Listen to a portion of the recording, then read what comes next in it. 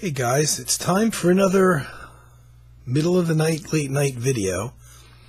I don't know, there's something about doing these during the day that just doesn't sit right with me.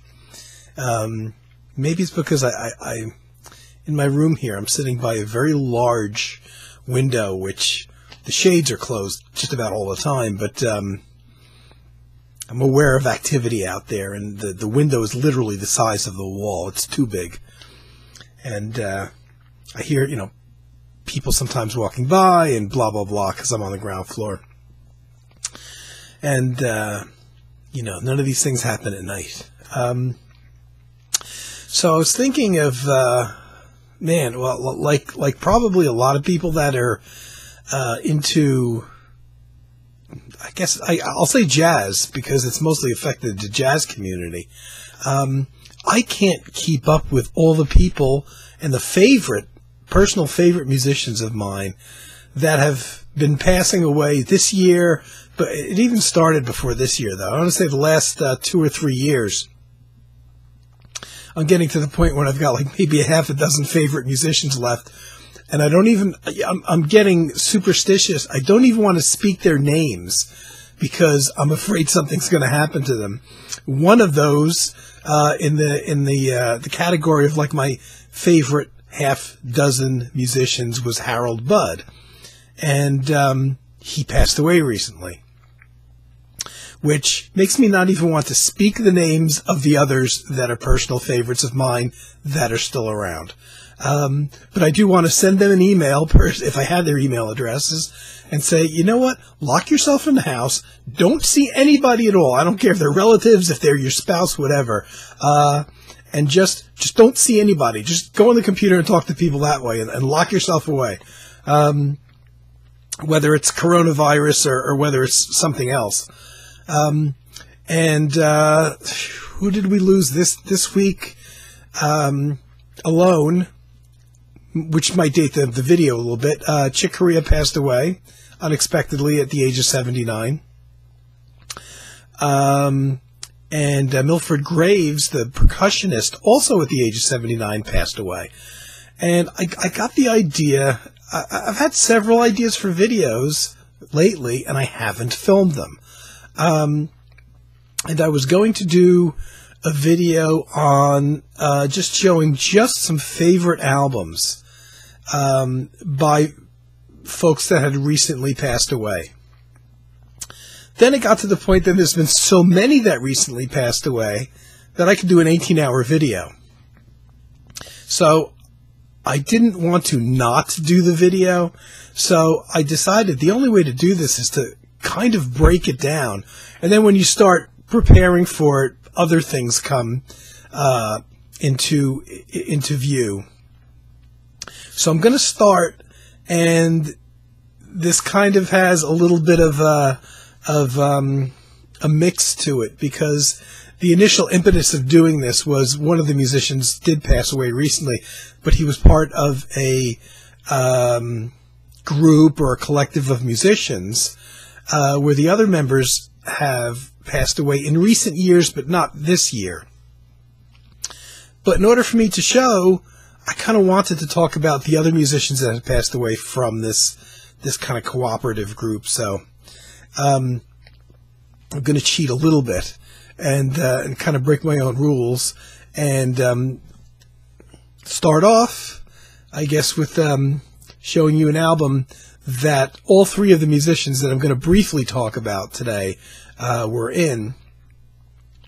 And that is, in this case, the cello player David Darling, another personal favorite of mine, a guy that I got to meet and talk to once at a performance. And you just got to excuse me here while I'm toying with things. David Darling passed away in January 2021.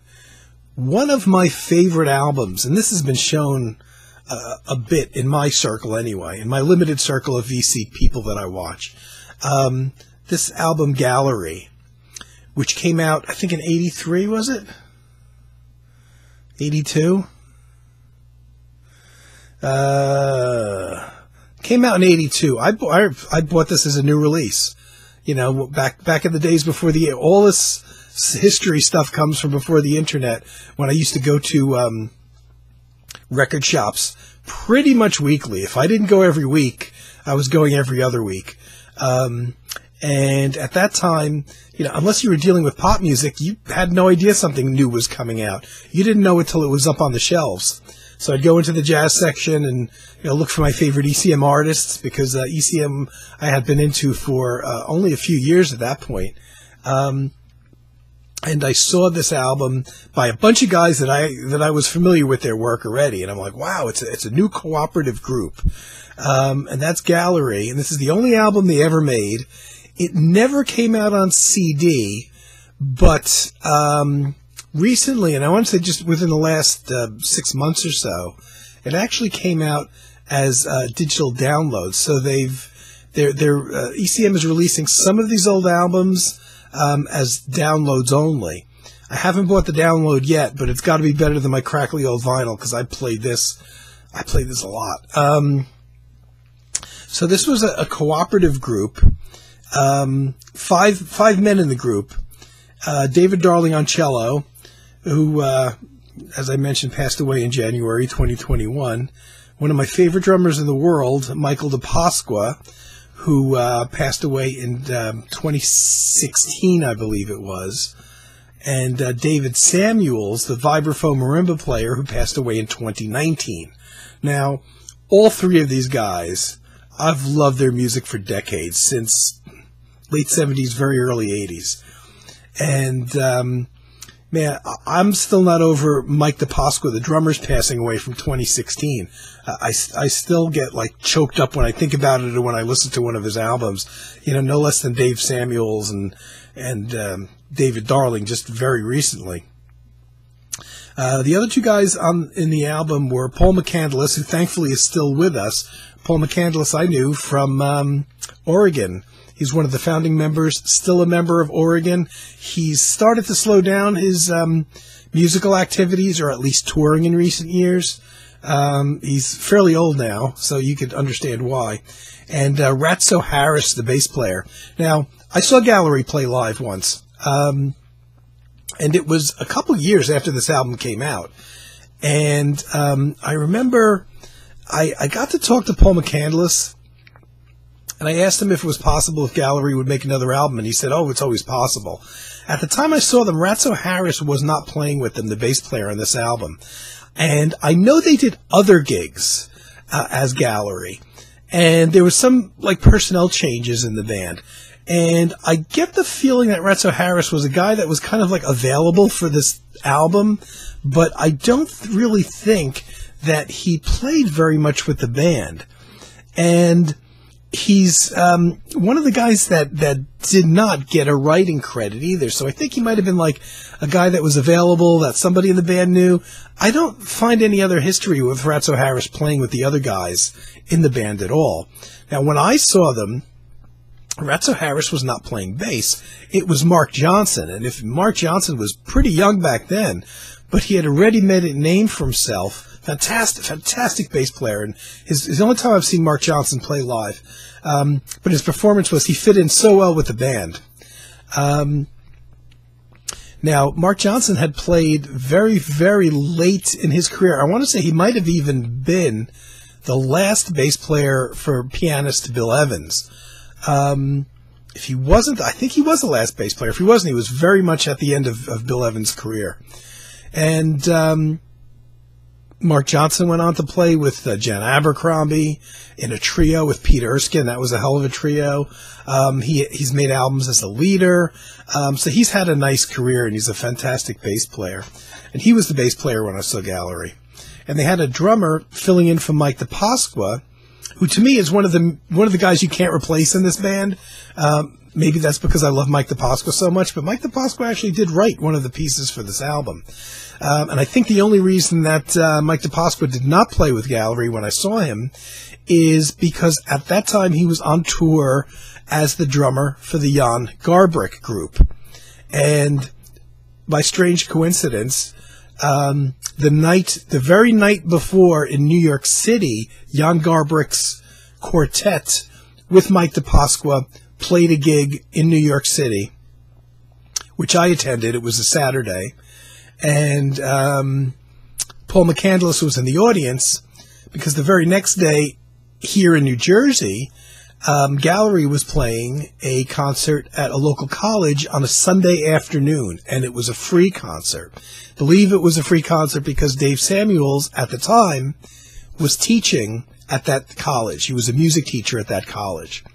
So the Gallery boys had come down to do this concert, and it was Paul McCandless on the reeds and the horns, and Dave Samuels on the vibraphone, and David Darling on cellos.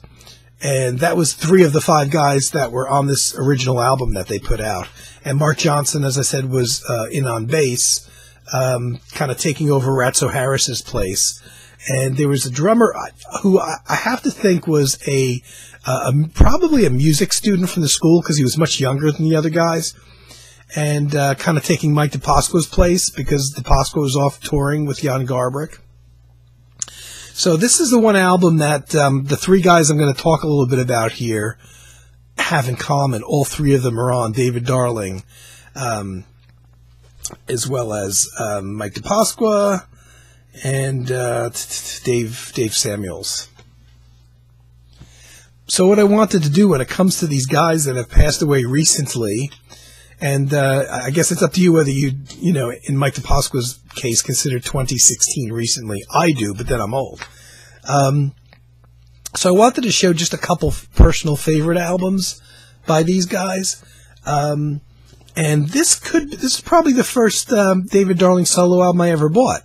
I remember exactly where I was in the store when it came out. It's an album just called Journal October, Solo Cello. It was recorded October 1979, came out in 1980, and I remember the day that I went into the record store, and I'm flipping through the racks to see what's there. I must have known who David Darling was, and I was already an ECM fanatic.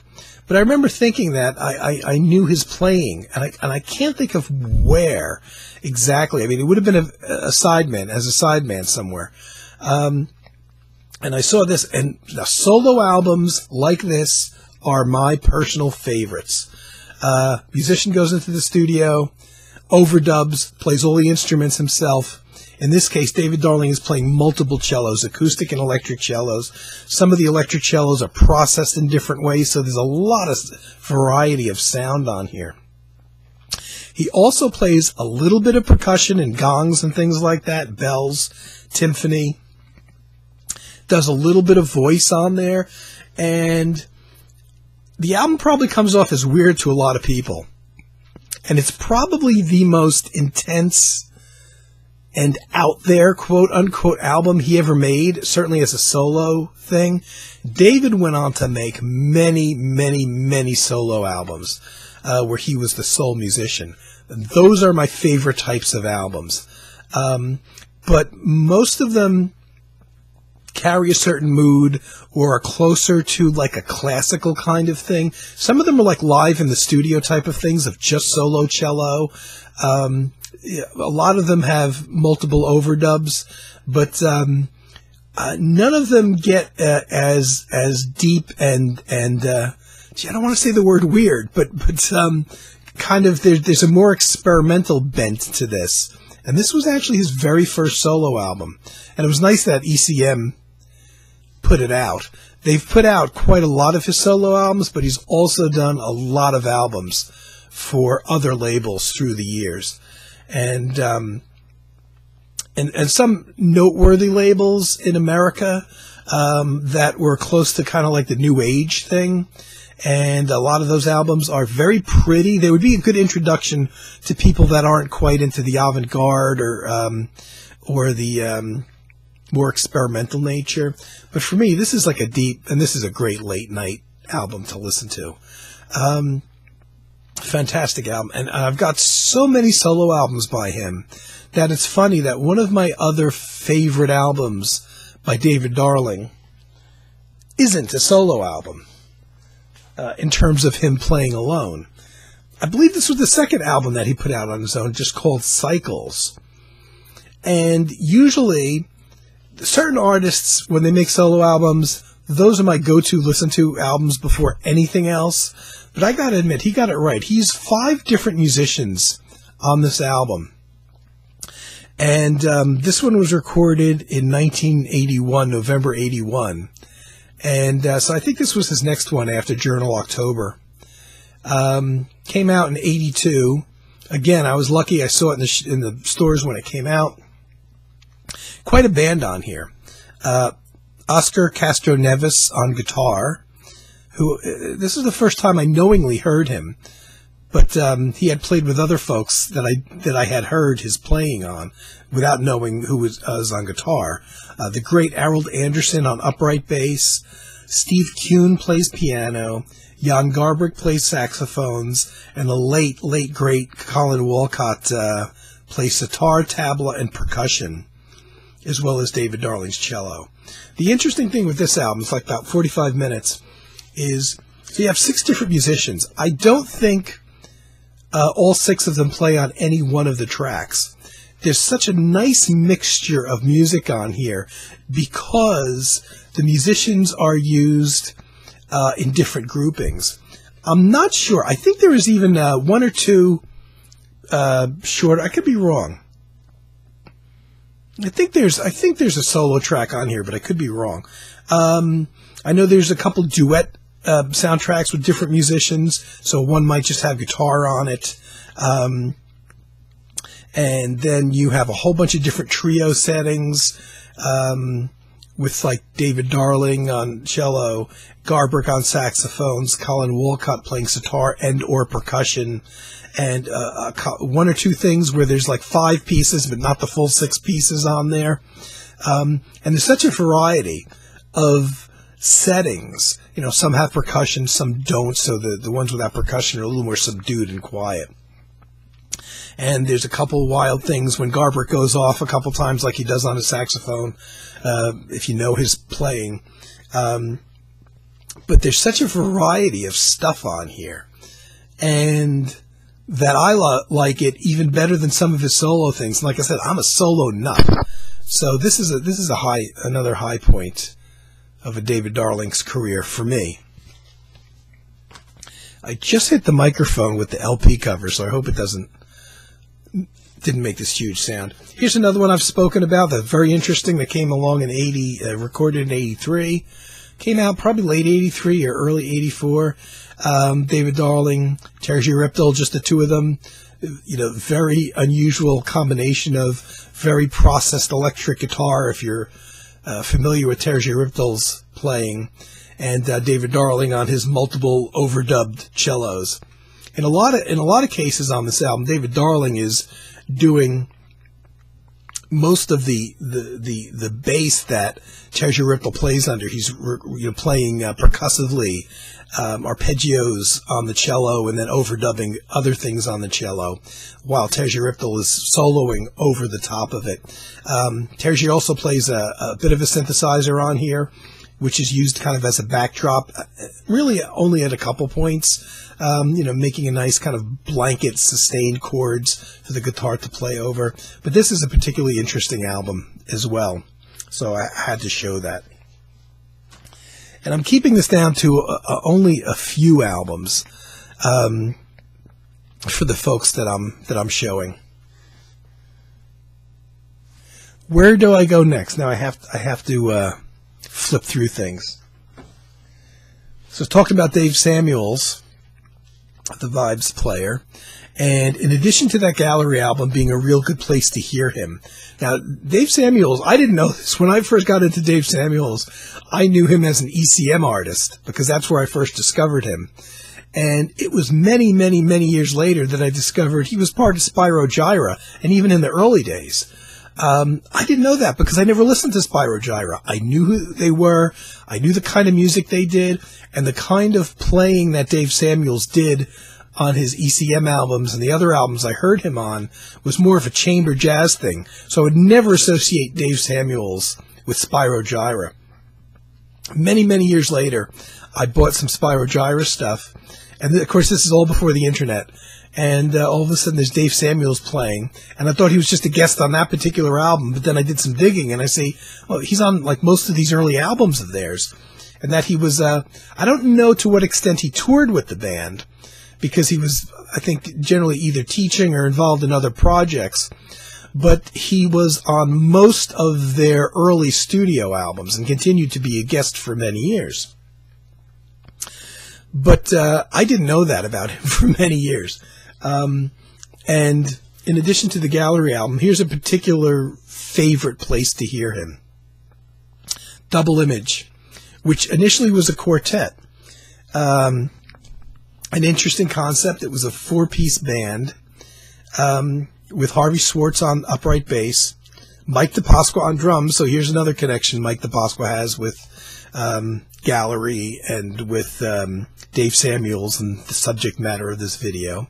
Harvey Swartz on bass, Mike DiPasqua on drums, and Dave Friedman on vibraphone and marimba, along with Dave Samuels on vibraphone and marimba. So you had 2 vibraphone marimba players in a band. So it's a very interesting concept. They made, I want to say, 2 or 3 albums as a quartet.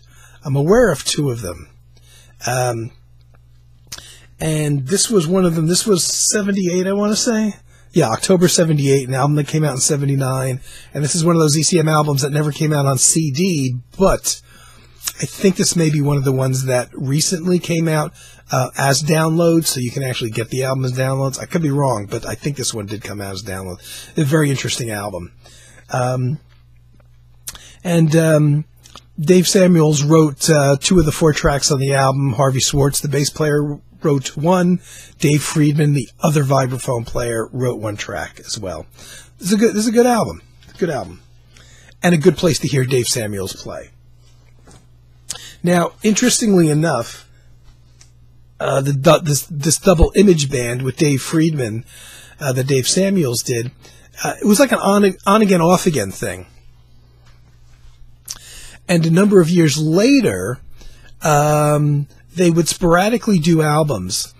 And I guess after 1979 or so, or 80, they broke the band down to just a duo without a rhythm section. So it was just Dave Samuels and David Friedman, the 2 vibraphone players, without bass and drums.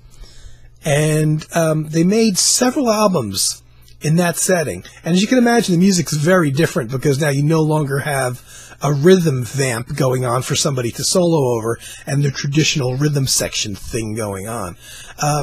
But one of probably my favorite one, definitely that they did as a duo, they still called it Double Image, was In Lands I Never Saw, which was in somewhere around 1988 or so. I remember hearing this on the radio, which is where I found out it had come out. And I think I had a special order of the CD. It wasn't, one that was regularly in the shop. It was on Celestial Harmonies, which at the time was, very readily available. But, you had to find a well-stocked record store. So I really like this. It's very different because you don't have that rhythmic bottom to it, just to hear the 2 vibraphone players. It's obviously it's lighter, probably a bit more composed, very clear where the sections are where they would improvise over. But a real fine album, and a very good late night album because it doesn't have that rhythm thing going on. Where else do I go? Oh, hold on. I've been doing this all wrong. Let me see. So the one guy left that has passed away from the Gallery group and Double Image as well, for that matter, is Mike DiPasqua, who passed away in 2016. I still can't get over the fact that he passed away. There's 3 drummers that could play in that. John Christensen, the Norwegian drummer, who, by the way, just recently passed away this year, I guess 2020 as well. John Christensen passed away, which just floored me. He was my favorite drummer. There were only 2 drummers that could play in that style. He had developed this whole new style for playing drum kit, especially in jazz, but the concept kind of goes beyond jazz. And that's not necessarily all the time playing rhythms, but using the drums more to create like a dynamic tension and to make the music build. And almost like I always use the example, like you would hear if you heard an orchestra with a timpani player. And the timpani player always comes in, during times when the music is building and then building down kind of thing. That's how John Christensen played drums, and I love that style. It took me a while to get it, but I loved it. The only two guys that I ever heard that really adopted that style and could play it well was Jack DeJohnette was one of them. But Jack plays in all other styles as well. I mean, Jack can even play funk. And in recent years, I haven't heard Jack play so much in the looser John Christensen style. He still can, but in his own music, in his original music, he tends to do a different thing. The other drummer that could play in the John Christensen style, and maybe it's because he ended up playing in a lot of ensembles that included musicians or were led by musicians who had played with John Christensen. So, like, for instance, Jan Garbarek. Jan Garbarek had recorded with John Christensen. Eberhard Weber had played with John Christensen. And Mike DiPasqua ends up coming in, an American guy no less, coming in, and I would say filling that slot, but essentially he did. So I don't know if he was playing in that style before he started playing with all these European musicians, but he played that style. I got to see him play live once. Jan Garbarek Group, right around 83, I want to say, 1982, 1983. Jan Garbarek Group had put out an album called Paths and Prints, which is one of my two favorite albums by the Jan Garbarek Group. And John Christensen was the drummer. After the album came out, it came out about 8 or 9 months after it was recorded.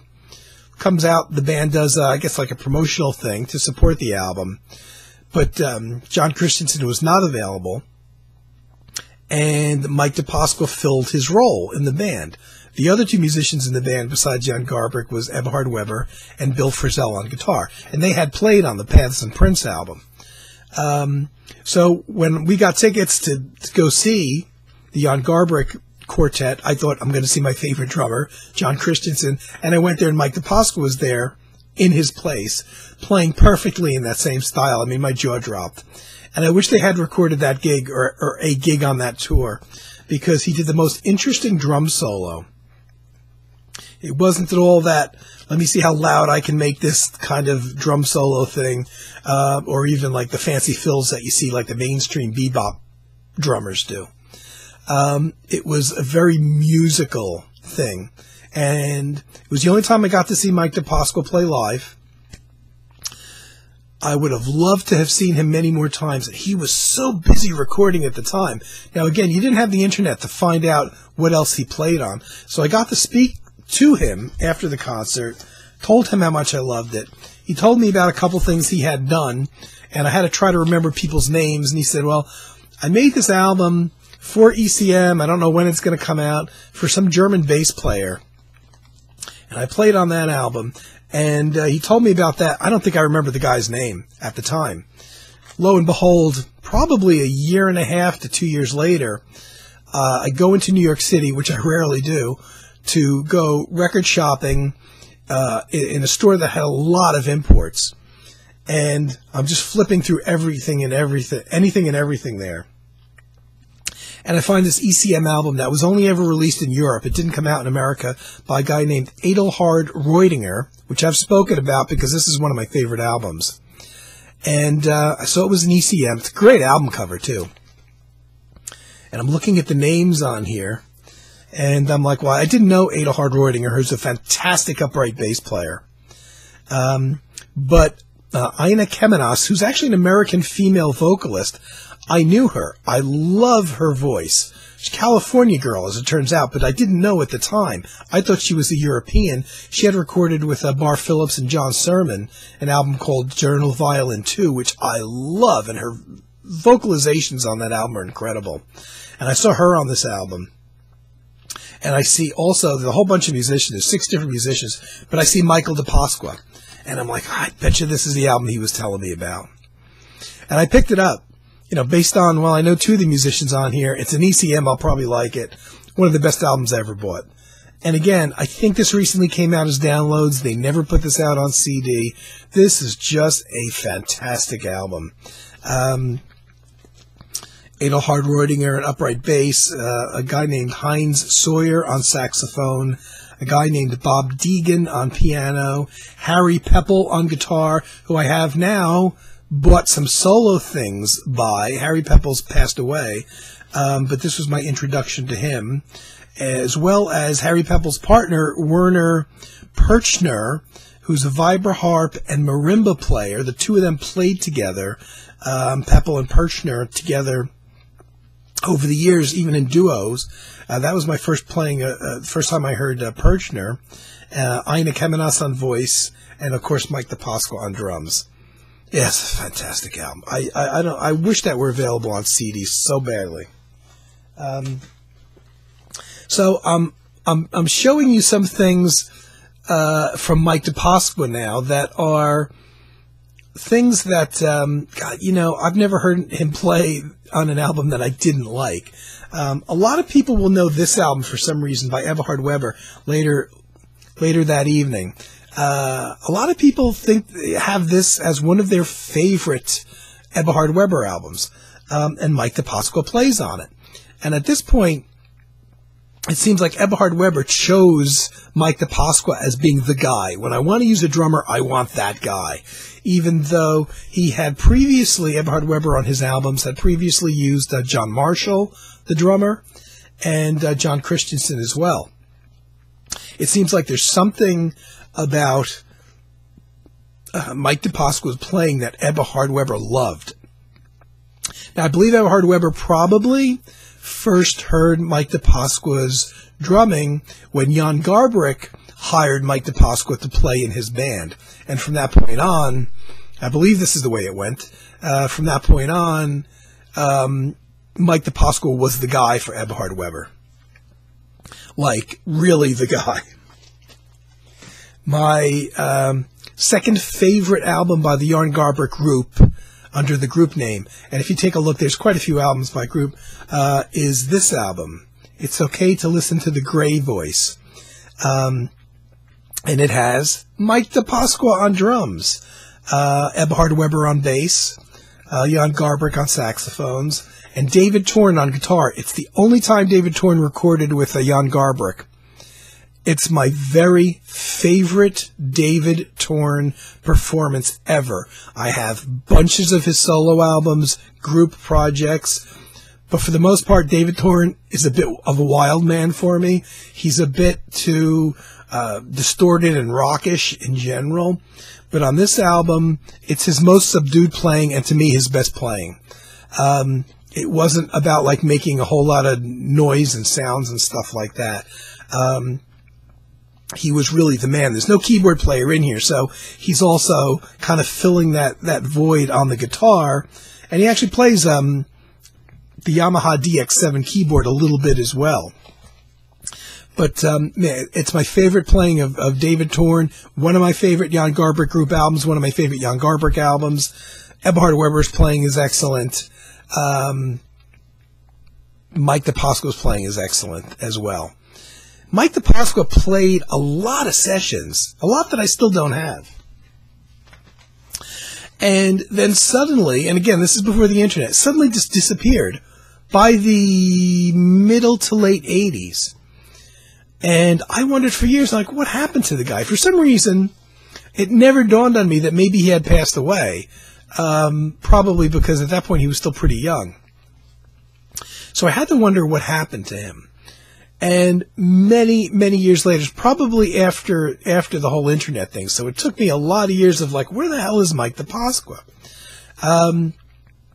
Eventually, pretty sure I read this online, so this was a lot of years later. Eventually I go online and I read an interview with him where somebody asked him just that. He was still around. Why aren't you playing? And he said, well, I'm an American guy that only speaks English. And most of the musicians that hired him were European guys, and you could see that from the history. From, Jan Garbarek is Norwegian, Eberhard Weber's German, the Adelhard Reutinger, and most of the musicians in the Adelhard Reutinger group there were German, I believe. He said he was playing in a lot of bands with a lot of musicians that didn't speak English well or at all, and doing a lot of tours overseas, so he's not even amongst a lot of English-speaking people. And he said he started to feel a little bit isolated from that. And I guess he wasn't in love with the lifestyle of touring so much. Because remember, these aren't, this isn't Fleetwood Mac touring, where every member's got their own hotel suite type of thing. Touring when you're a working musician, not making a ton of money, sucks. It's a lifestyle I never wanted. I never, ever, no matter how much into music I was, and even if I was into playing live and all that, even in my 20s, I never wanted to get into that touring and staying in crappy hotels and sharing rooms and dirty hotels and all that. That was never a lifestyle I wanted. So Mike DiPasqua this is unfathomable to me because I love him as a drummer so much and as a musician. So Mike DiPasqua got out of the music thing, and apparently his dad had owned a whole bunch of Subway, the fast food sandwich place. He owned a whole slew of Subway stores in a specific area. I want to say it's Florida, but I'm not sure. And his dad was always after him to work in the organization, like in management and all that, because he's got a job basically to hand to him, and he could go into the office type of thing and I guess do like a Monday through Friday thing. And after his experience of touring overseas and not being amongst people that spoke his language and all that, I guess it started to look good, that lifestyle, and that's what he went and did. So it looked like we weren't going to hear from him again, except at one point Eberhard Weber, the bass player who had loved his playing and wanted to use him on his albums, Eberhard Weber went through the stage where he was playing with the Jan Garbarek group as a member of the group, but not recording a lot of his own solo albums. He left this huge gap in his solo album period just because he felt he didn't have anything to say or have anything that he needed to put out there under his own name. So he didn't record a solo album for a long time, for a number of years. Whereas prior to that, he had been putting out a solo album like at least once every 2 years. And eventually, I want to say this is around 2000, Eberhard Weber decided it's time to make another solo album. He wrote some music, and he put together a band with Paul McCandless, which is, again, now we're going back to the gallery connection, and Rainier Bruninghaus on piano. Rainier Bruninghaus was the keyboard player that Eberhard Weber used the most throughout. If you take a look at Eberhard Weber's solo albums, all of them except one of them, I believe, that has keyboards on it, keyboards are by Rainier Bruninghaus. And he contacted Mike DiPasqua, which is amazing to me. And he said, I got to have you play on my album. And Mike DiPasqua, and this is like 2000. This is more than around, like somewhere around 15 years after Mike DiPasqua was no longer playing. And he was hesitant to do so, apparently. But Eberhard Weber talked him into it. This is how bad Eberhard Weber wanted. Now, Eberhard Weber could have gotten a lot of really good European jazz drummers. He had played with John Christensen, who was still around playing, and he had played with John Marshall. So he could have gone there's a lot of guys that he could have gone. For some reason, he wanted Mike DiPasqua. He had to have him. And he apparently wore him down to the extent that Mike DiPasqua apparently flew over, I guess, to Germany and started playing again. He had to get his chops back. He hadn't been playing at all. So I don't even know if he had a drum kit at that point. And that made me so happy when I saw that. And I had read an article about that at the time of the album coming out. They did mention how he had kind of pulled, how Eberhard Weber had pulled Mike DiPasqua out of retirement. And Mike DiPasqua had to start practicing again and playing, and he did it for Eberhard, which is just a wonderful thing, I thought. And I was hoping at the time that this was around 2000, and this album came out 2001 with Mike DiPasqua, and I was hoping, now we're going to see Mike DiPasqua back in action. And I don't know whether or not any gigs were played to support that album. I didn't see or hear anything about that.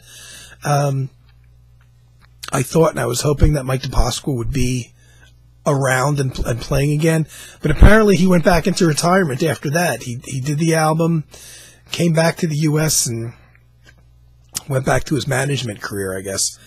And that was almost it, except for sometime after that album, by the way, titled Endless Days, which came out in 2001, a very good Eberhard Weber album.